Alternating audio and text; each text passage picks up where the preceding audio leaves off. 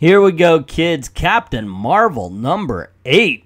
And this kind of illustrates the big problem with a lot of Marvel crossovers.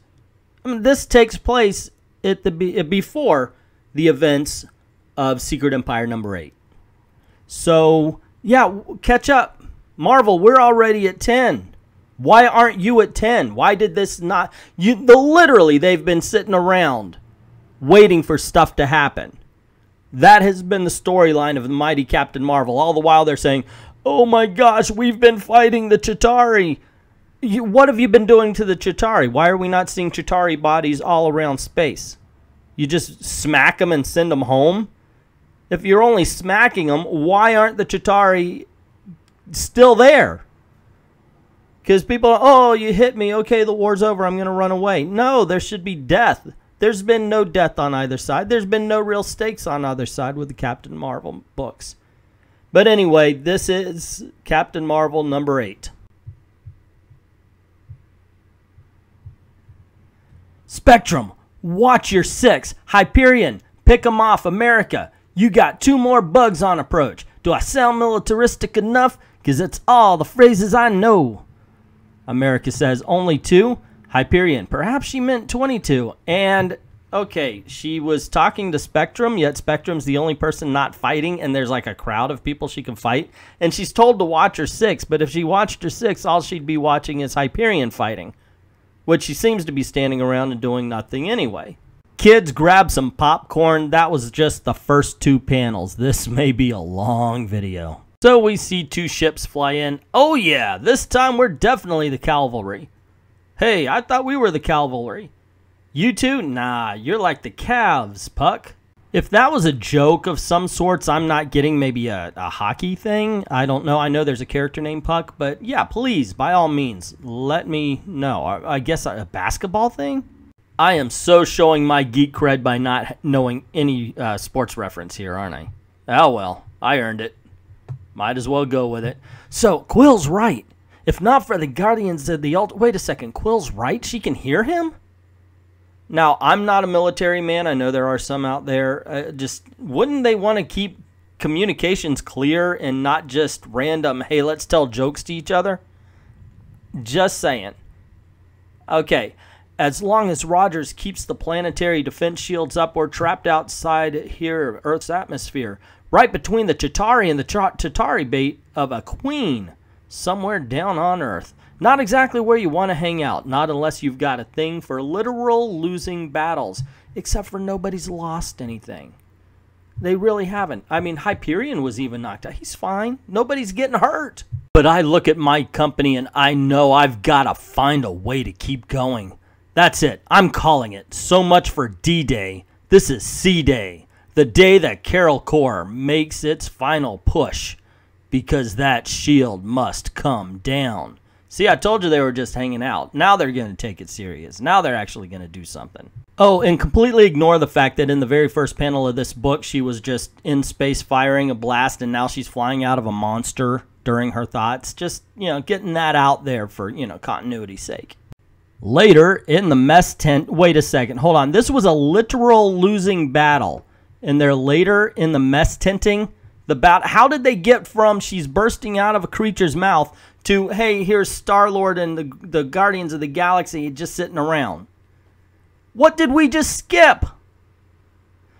Oh, okay, so you brought what on my ship, Rocket? When were you going to tell me? Blah, blah, blah. He brought something. Okay, it's Rocket being Rocket. Good work out there, everyone. Was it? It's getting hard to tell. Well, you just burst through a freaking literally impossible freaking win battle. And now you're just hanging around and nobody looking like they're wounded. Oy vey. It's a win, at least it will be. Well, I'm sorry, I'm reading this wrong. It is a win. At least it will be. The Chitauri are getting desperate. If we stay there, the course will push them off for good. What course, Captain? She's got a point. How do we know we'll push them off for good? Maybe it's time to start considering the other options. Now, that's not a bad plan. However, it still doesn't seem like... I mean, what are they doing to the Chitauri and to push them off in the first place? Our mission is to protect the Earth, Monica. We're not giving up on that. Yeah, you are. Yeah, they are. They're trying to get the shield down. Okay, so the shield was put up because of the Chitauri. Now, forget about the fact that Captain America knew he had eggs, and one was a queen, and he's keeping it to drag the Chitauri in to keep the people out of the shield busy. The Chitauri are there. So the shield is doing its job. It's keeping the Chitauri out, but they want to drop the shield. Their mission is not to drop the shield, which is they are trying to do. They are actively trying to do. Their mission is to, 1, stop the Chitauri, and 2, get communication through the shield to somebody who will go and destroy the eggs. And 3, locate the eggs. That's the 3 points of their mission, and they've been wasting time trying to drop the shield. So yes, Captain Marvel is a horrible leader. Or at best, Margaret Stoll, the person who wrote this, is bad at writing. Or she can't think about strategy. So, okay, I've been asked to do an if I wrote Secret Empire, and I think, okay, I would have to come up with an angle. Here you go. Here's a little preview. First, we show that the Chitauri can get through the shield. Now there's danger. Now they absolutely have to make sure that the Chitauri can't get through, because right now they can't. Then we actually have heroes fall. I mean, that's what these things are all about. You have to build tension. And now the Chitauri are a threat. They're not just somebody who gets smacked and runs away. As Captain America Hydra Cap falls during the Secret Empire, the end of Secret Empire, we realize that the shield, part of its strength was being reinforced by the Cosmic Cube. So now that he's defeated, the shield's not as strong and it comes down during a Chitauri attack. Now we're dealing with Marvel Generations, where the classic characters team up with their legacy characters to defeat the Chitauri. A world, not a secret invasion, but a world invasion. That's Marvel Generations. That gives them something to do in the world that we're looking at. The legacy characters show respect and give the names back to the classic characters taking names of their own, which leads into Legacy, the rebuilding of the Marvel Universe. Ta-da!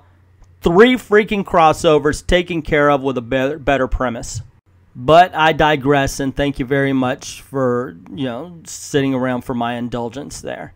Anyway, Monica Rambeau, she says, okay, we're considering other options, and Carol gets mad. No, we're the protectors of Earth. We're not giving up.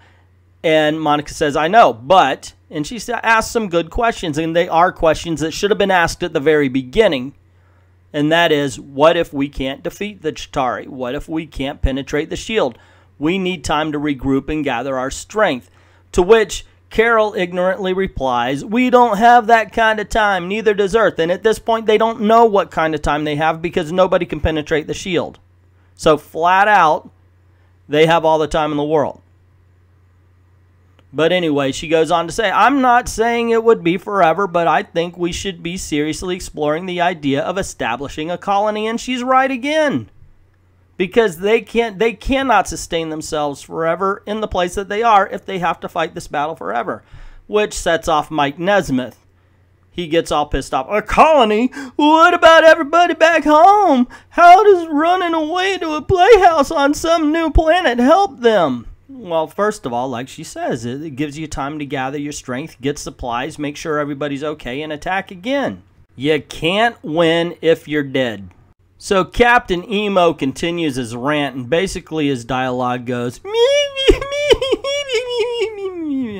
so modern day masculinity leaves the room. Captain Marvel says, Monica, America, with me, please. And Groot and Rocket have a little exchange. I am Groot. You said it, Groot. And I thought our crew was dysfunctional. That's Groot. So then we go into Carol's office where they decide to use stock footage and repeat an entire page from Secret Empire number 7. It's all the same. Only the art has changed every day. This crap just wastes me away. I've seen movies use stock footage, but this is the very first time I've seen a comic book use stock footage. And it's the entertainment industry, so anything worth doing once is definitely worth doing twice.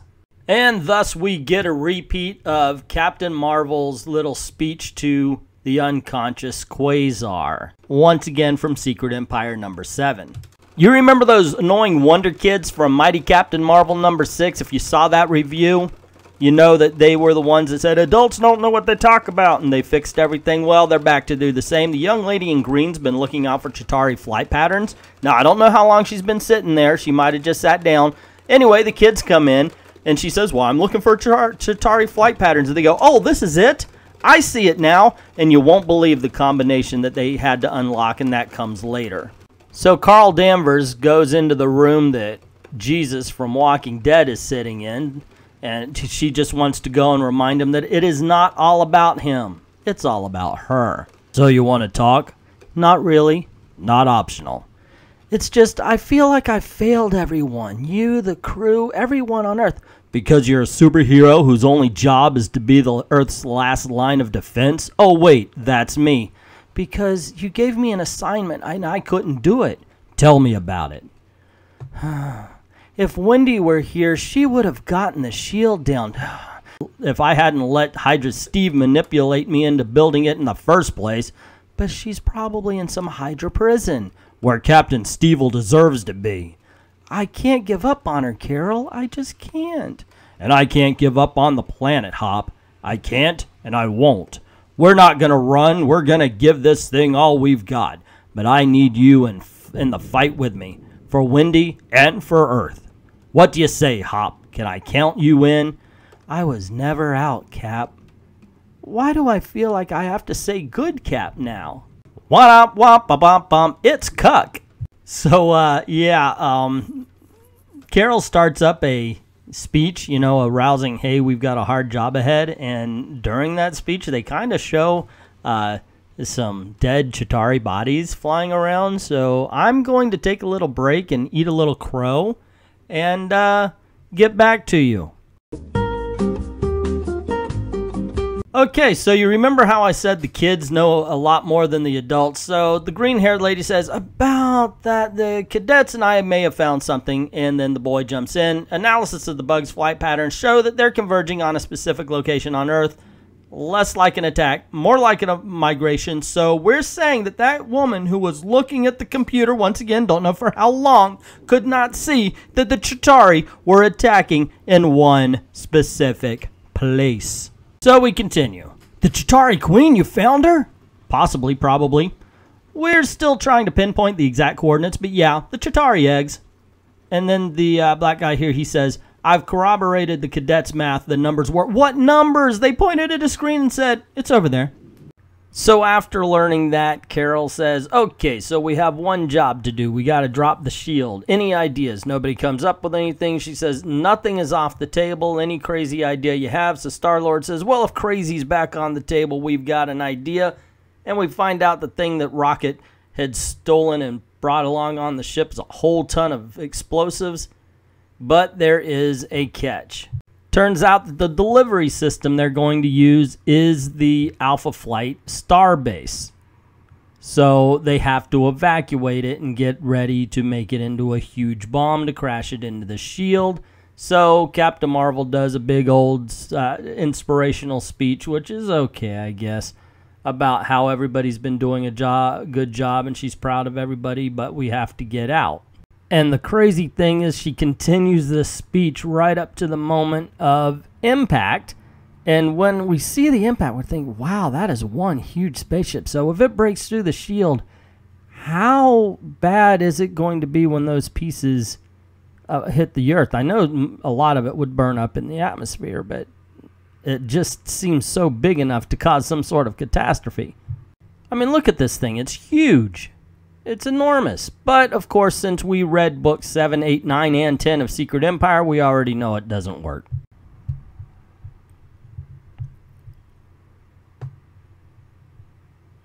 Half a planet? What size planet? Microscopia? Looks like your nullifier bomb was a dud. Good thing I stole it. Otherwise, I'd want my money back. Didn't even put a dent in the shield. Sorry, Captain. Now our Hail Mary looks more like a Hell Nary. Hello, Larry? Hell no, a hard pass? You waited until now to try to make a joke, Lieutenant. Despair makes me funny. That was funny. It's despair. You know what? That is the most awkward dialogue. I mean, there's bad dialogue all throughout this book, but that was just, why is it there? Because then, I mean, we go right into her saying, orders, that was our last hope. There's only one thing left to do. I mean, this is at a point where everybody but Luke Skywalker is destroyed, and he's the only one that can defeat the Death Star. That is the feeling that you should feel here. But they ruined it with the most awkward dialogue on the face of the planet. So anyway, after that, Captain Marvel decides, okay, America, those other dimensions you were talking about, we should talk evacuation. So she's given up. But of course, because we've already read Secret Empire 7, 8, 9, and 10, we know that, hey, plot contrivance, you've woke up.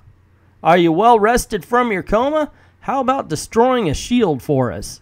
And I'm not kidding. Those were words spoken in Secret Empire. You were in a coma. You're well rested. Go out and expend a whole ton of energy. And she does just that. She flies out, promising Captain Marvel that she won't let her down, and she destroys the shield, but it eludes the fact that she destroys herself doing it. So Quasar's entire purpose was to show up, go into a coma, wake up, be a Deus Ex Machina, which this story is filled with, and then disappear again. And then Captain tells us exactly why she's a bad leader again by saying, get me the coordinates to those eggs, meaning she doesn't have it, but they just destroyed the shield, which would have the Chitauri coming down on her. And there she's warned that Chitauri swarm is 2 clicks out, which is less than 2 miles. Okay, so she says it's in the greenhouse, which we know it is because we already read Secret Empire.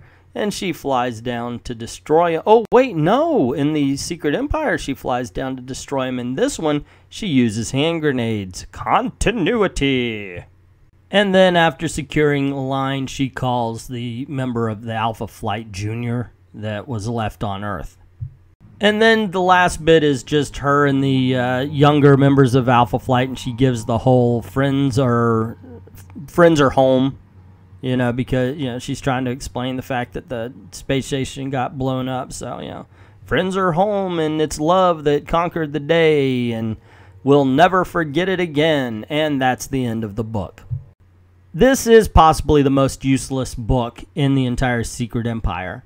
Mainly because everything we need to know has already happened. We've read it. Otherwise, it's all filler. And the filler isn't that good because the characters aren't that good. They just aren't. The adults are incompetent. The kids are super geniuses. The whole bit about them pointing at the computer and going, there they are, when, I mean, it's ridiculous.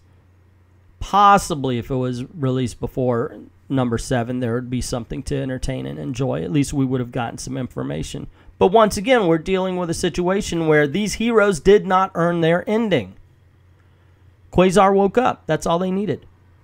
They didn't find a way to save the shield or save the Earth from Chitauri. They didn't find a way to get through the shield. Quasar woke up. It's another what I've been saying, Deus Ex Machina. This story is filled with them, and that's what they had here as well.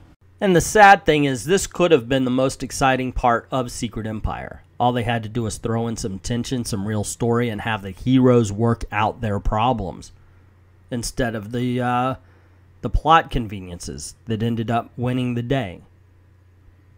Oh well. Anyway, that's my opinion on the whole subject. What did you think of this issue? Did you like it? Am I way out of line on this? Let me know, and let me know why you like it. I want to hear this. I love to hear when people like something I don't like or dislike something I did. It makes it more interesting. Just let me know in the comments below. Also, if you like this video, you want to see more, you've heard the story a million times, just click like, share, hit subscribe, and that notification bell so you don't miss anything. Also, head on over to Patreon or VidMe, not just to drop $1 in the till, which is a good idea because that helps us make these videos and helps keep the lights on, but also because sometimes YouTube likes to censor things, and that's where those videos will go, so you make sure you don't miss anything. Either way, thank you very much if you're going to do that, and thank you very much to everybody who has, and to everyone, thank you very, very much for watching.